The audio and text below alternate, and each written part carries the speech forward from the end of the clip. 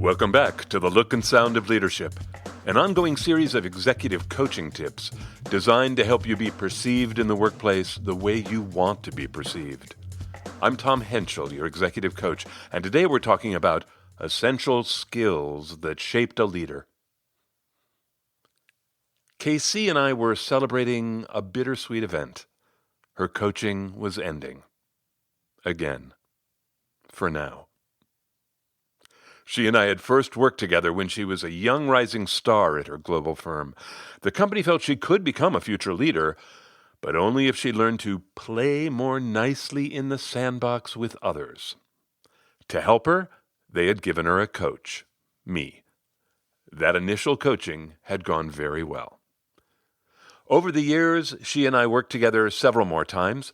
I had a front row seat as she made her way up an extremely competitive ladder. Now she was poised for a promotion that would have her reporting directly to the CEO. She had achieved a lot.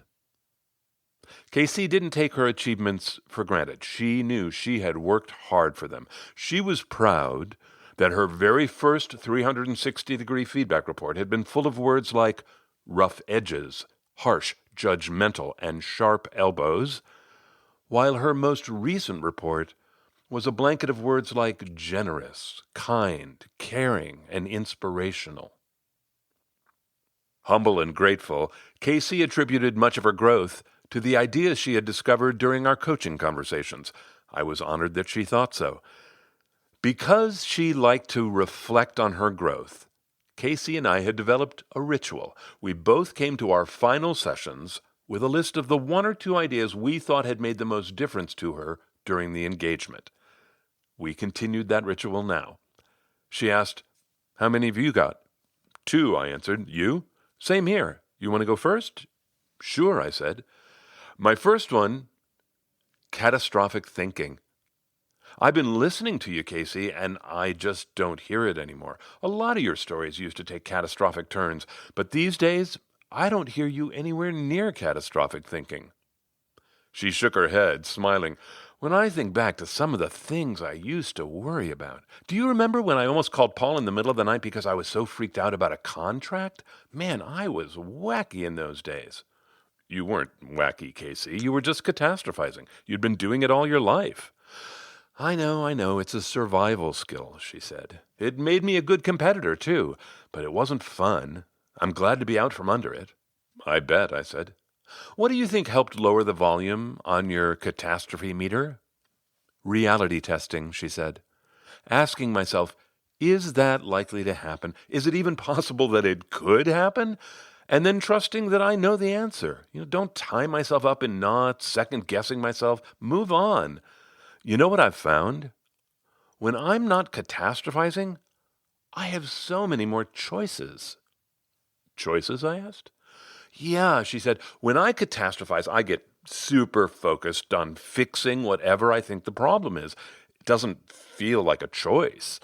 But once I start reality testing, it's like I'm looking out from a hilltop. I can see all different directions. It's so much better. I'm glad for you, I said. Me too, she said. What's your other one? Fewer words, I answered.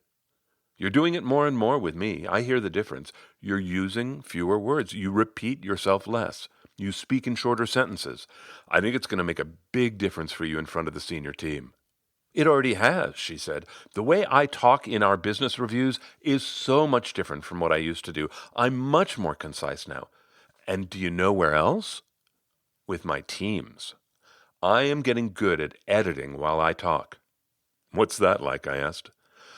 While I am talking, I say to myself, short sounds confident, stop talking sooner. And I do. I have no doubt that it's better. I can hear it. Ooh, but when it's tough? Wow, if I am tired.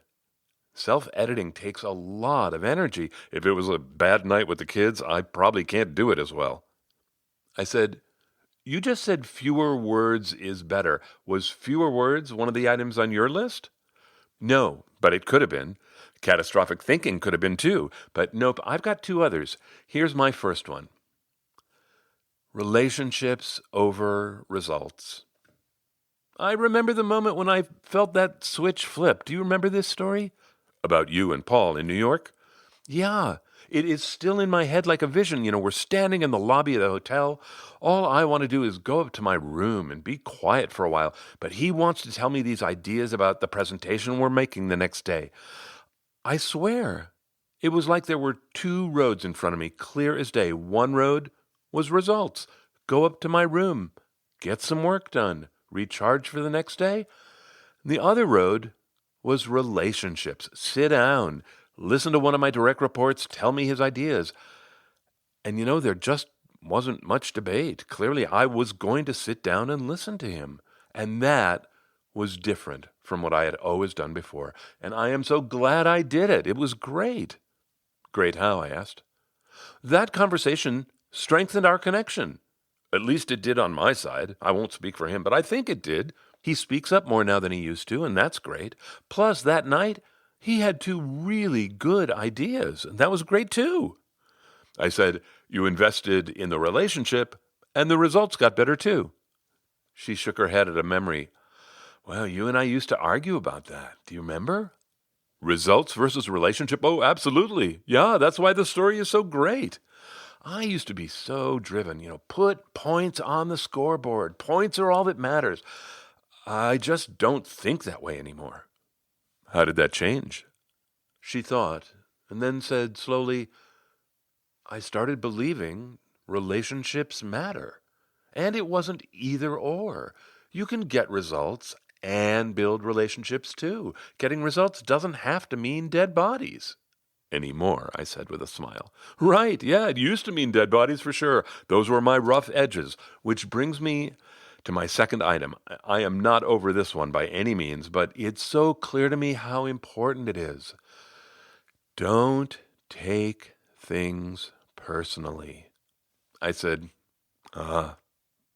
She said, I don't think I told you this, but at our last business review, Emeka, the CFO, threw a real hardball question at me. And he wasn't being mean or anything, but he really put me on the spot. And you know what? It just felt like a volley in tennis. I played it back to him the best I could, and I moved on. Later that night, I was thinking, at another time in my life, that question would have gutted me. I would have been so wounded. How could he ask me that in front of the team? Couldn't he at least have given me a heads up? I would have taken it completely personally, and now it barely registers. I said, it sounds similar to not catastrophizing. Does it? She asked. Don't take it personally feels different to me from not catastrophizing. To me, not taking things personally is about separation. Emeka's going to do whatever he does, and whatever he does isn't about me. He's him, I'm me, but not catastrophizing. She stopped talking, lost in thought, and then she said, no, actually, now that I think about it, you're right. They're both about perspective, aren't they? When I catastrophize, I lose perspective on what's real. When I take something personally, I lose perspective on the other person. I guess they're more connected than I thought. I nodded. That's interesting. She said, you know another way they connect? Abundance. They both have their roots in abundance. If I really believe there's enough of everything to go around, I don't have to take anything personally. And if I stop believing in catastrophes, I don't have to hoard anything. I can live in abundance, and I want to live in abundance. I'm such a better person when I do. Maybe abundance should be on your list, I said with a smile. Maybe it should, she agreed. Within a year of that closing conversation, KC got her promotion. She was generous with gratitude for the skills that she had learned that had allowed her to grow into the look and sound of leadership. I'm so glad to tell you about KC. KC was unlike any leader I had met. I will tell you my favorite story about KC, and then I'll tell you why I think it's important. So it was our very first coaching conversation. I was in her office, and I had brought her 360-degree feedback report with me. Now, I knew this report was pretty harsh. There were a lot of people who were upset with her, and they were not pulling their punches in this report. It's my job to deliver this report, but I don't really know this woman, right? I have no idea how she might respond. I hand her the report. She begins reading, and she's not like racing through it. She's taking it in. She gets to the last page. She closes it. She looks at me and she asks, "Can I read this again?" And I say, "Sure."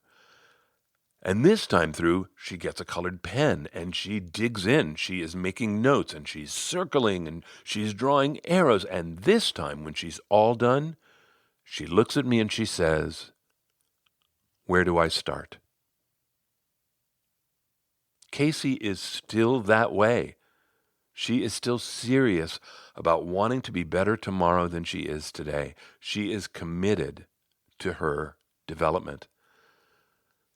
Over the years, I have felt that this is actually an essential skill of hers, committing to your development. I want to add that to the 4 essential skills that came out of the episode. So the 4 essential skills that you heard in the episode were conquer catastrophic thinking, use fewer words, value relationships as highly as results, and don't take anything personally. Those were the 4. We're going to now add a 5th one, commitment to development. So if you wanted to make a commitment to your development, how would you go about it? I want to encourage you, start with this question. What part of you would you like to be better a year from now? Now, maybe you've already gotten some feedback that's going to help you decide what part of you that will be. Maybe you can see that your workplace really values leaders who have one particular skill, and that will help you decide what part to work on. Perhaps you've listened to this episode, and one of these skills caught your ear. Great. Once you find a skill to focus on, think of it every day. You don't know what you're going to find. Just get interested in it. Follow it down the rabbit hole. Talk about it with people. Make it your new obsession. If you commit to it like that, it will be better a year from now. So if you'd like to commit to your development, but you aren't sure which skill to start with, here are 3 resources for you. They're all linked in the show notes. The first one is linked to another episode like this one. It has its own list of quote-unquote essential skills. That episode is called The Executive Executive. Maybe listen to that one, and maybe there will be a skill there that will spark you. The second link is to a PDF in the Essential Tools bin called 4 Factors Executives Need to Be Effective. So there's another list that you could look at to find something that sparks you. And the third link is my email address. If you're ready to make a commitment to your development, let me know how I can support you. Reach out to me. I'm happy to help. All of that is the idea of making a commitment to your development. It was an essential skill for KC. I think it can be for you too. KC is such a great model for leadership. There's so much I learned from watching KC. I want to pull 2 more skills out of her story. Think about the activity of the episode. What were we doing together?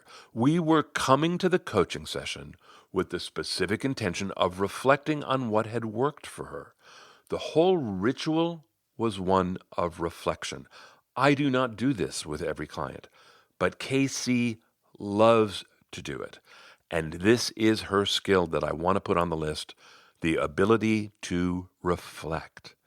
Casey was always asking herself, what could I do better? What lesson can I learn here? Her thoughts turned inward automatically. She would think about her actions, and she would think about her thinking. Reflection was a natural part of who she was. And over the years, her ability to reflect gave her a lot of benefits. One was she gained mastery over her brain.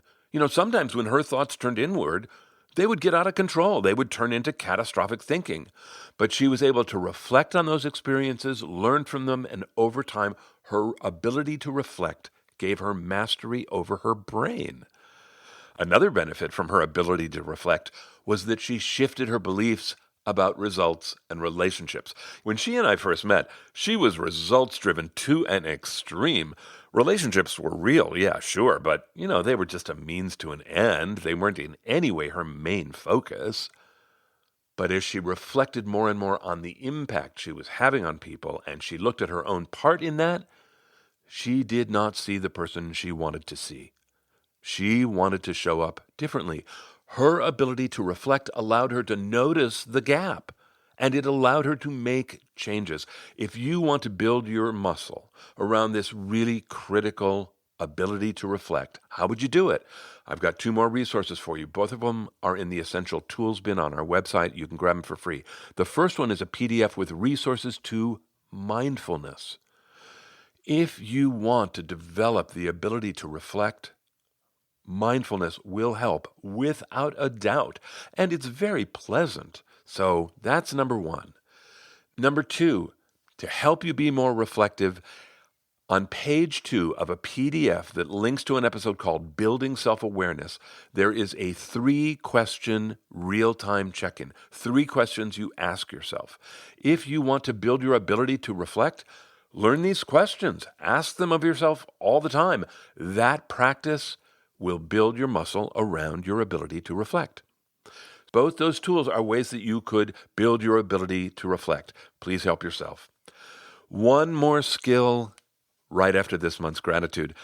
I recorded an interview on another person's show the other day, and before we got started, the host and I were talking about our shows, right? And one of the things that just came out of me naturally was how grateful I am for all of you. I told him how great you all are and how lucky I feel to have an audience like you. I am so grateful. Thank you very much. I'm grateful to the individuals who've reached out to work and partner with me. I've heard from team leaders who have invited me to their offsites. Thank you. I've heard from founder CEOs who have asked me to help them think about their ventures. I've heard from a nurse in Oregon who simply is committed to her development. Talking with every one of you has been a pleasure. Thank you. And thanks as always to people who leave reviews. It really makes such a difference. This month, all from the U.S., thank you to S. Schiff32, P.S. McMullen1, and, continuing his streak month after month, Todd Thompson. Thank you. And by the way, I recently figured out there have been a couple other reviewers who have posted more than one review. David Lanchart and Thai French from Thailand. Thank you for posting more than once. I really appreciate the support.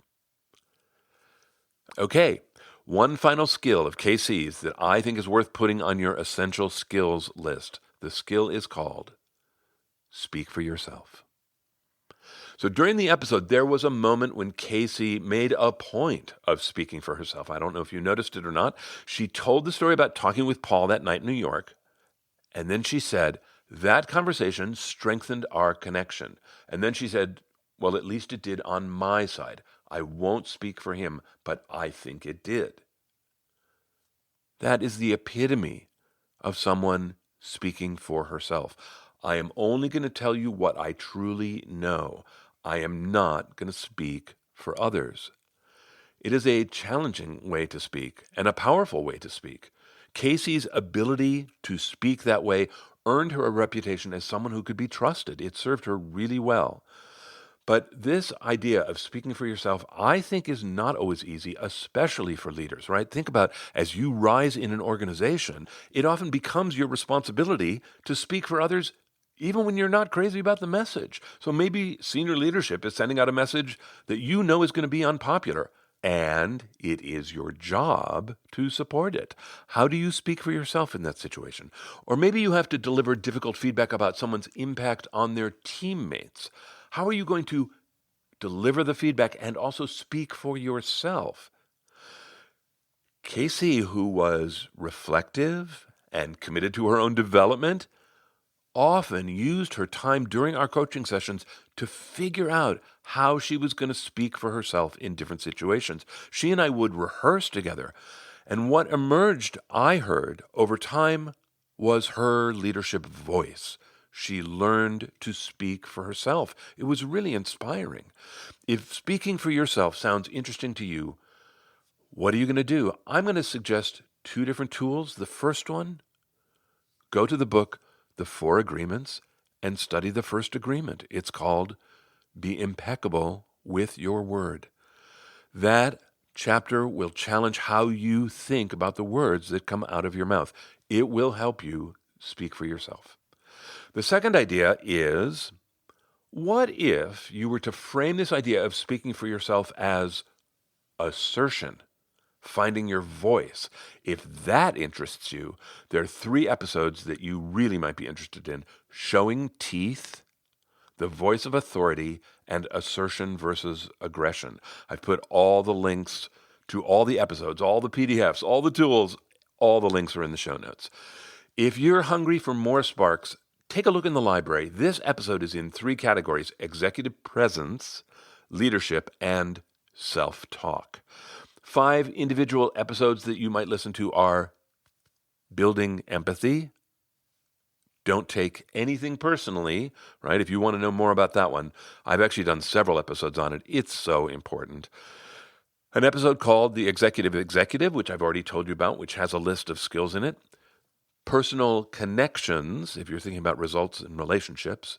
And short sounds confident, if you'd like to use fewer words. I hope something in that list inspires you. And if it does, I hope you'll let me know what it is. Okay, that's it from me. Until next time, I'm Tom Henschel. Thanks so much for listening.